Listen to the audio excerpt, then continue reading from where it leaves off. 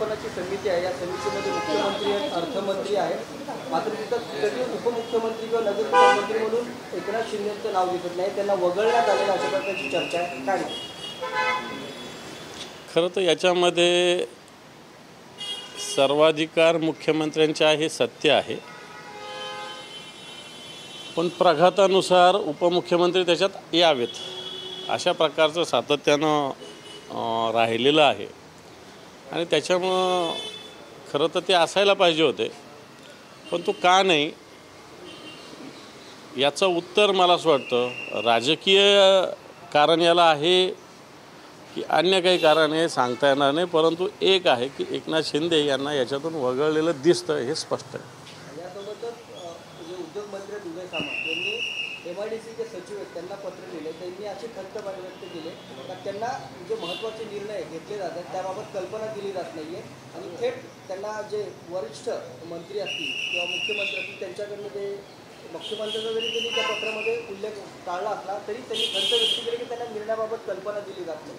हे मी पुन्हा सांगतो, मुख्यमंत्री हे सर्वाधिकारी आहेत.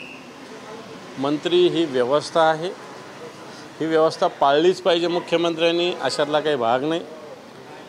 बरेच मुख्यमंत्री पाळतात, बरेच पाळत नाही. परंतु आत्ताचे हे जे मंत्री आहे, मला असं वाटतं यांनी या सगळ्या विभागाचा ज्या पद्धतीनं हैदोस या विभागात घातला होता त्या पद्धतीनं मला असं वाटतं मुख्यमंत्र्यांनी याच्यावर नियंत्रण ठेवण्यासाठी असे पावलं उचलले असतील, आणि उचलले असतील तर मला असं वाटतं ते काय अयोग्य असं मानता येणार नाही.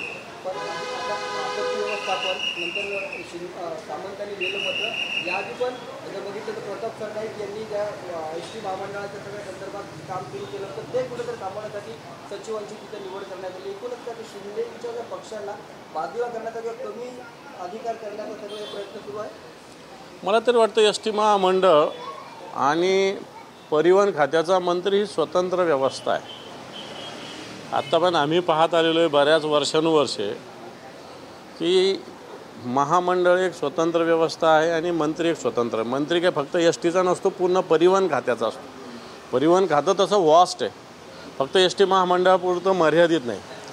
आणि त्याच्यातला एक पार्ट एस टी महामंडळ आणि त्याला अध्यक्ष हे वर्षानुवर्षे आपल्याला चालत आलेलं आहे. बऱ्याच वेळेस या महामंडळाने काही मंत्र्याला विचारावं अशातला काही भाग नसतो. आणि मला वाटतं ती प्रथा आता या सरकारने सुरू केलेली असावी.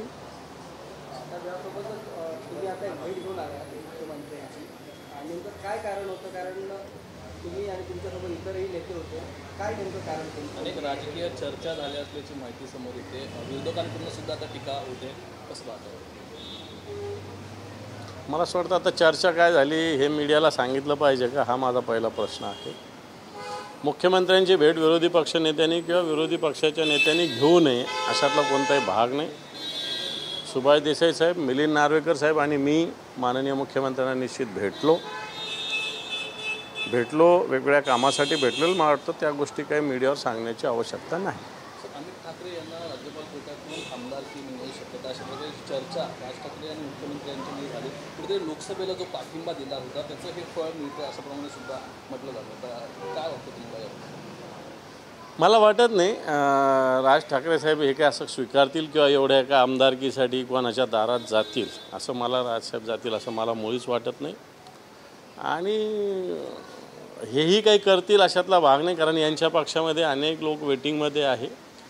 आणि हेही 100% वाटतं की राजसाहेब काही अशा कोणत्या एखाद्या आमदारकीसाठी मुख्यमंत्र्याला भेटतील किंवा जातील हे तर मुळीच मला 100% वाटत नाही. लाडकी बहीण योजनेमुळे जो निधी दिला जातो कुठेतरी तिजोरीवर ताण येतो, त्यामुळे त्या लाडक्या बहिणींवरती कारवाई होताना पाहायला मिळते. 10 लाख लाडक्या बहिणींची तपासणी होणार आहे, IT सेल यावरती काम करणार आहे. राज्य सरकारने तसा निर्णय घेतलेला आहे. तसं पाहता एकीकडे निवडणुकीच्या तोंडावरती सर्वांना पैसे दिले हे पण आम्ही त्यावेळेस सांगत होतो हा इलेक्शनचा जुमला आहे, निवडणुकीसाठी दिलेली लालूच आहे, निवडणुकीसाठी दाखवलेलं प्रलोभन आहे.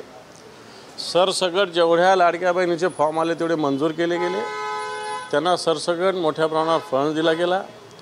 त्याच वेळेस लाडकी बहीण योजनेत कोण बसतं अशा प्रकारे क्रायटेरिया सरकारने जाहीर केला होता.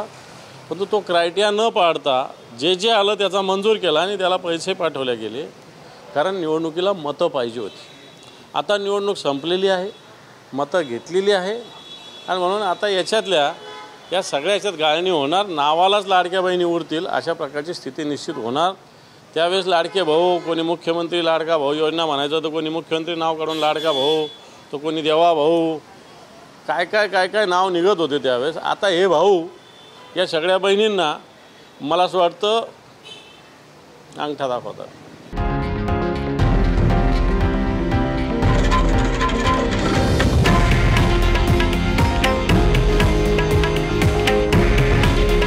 हे आहे देशातील नंबर 1 न्यूज नेटवर्क आणि आपण पाहत आहात TV9 मराठी। काळजी तुमची, हित महाराष्ट्राचं।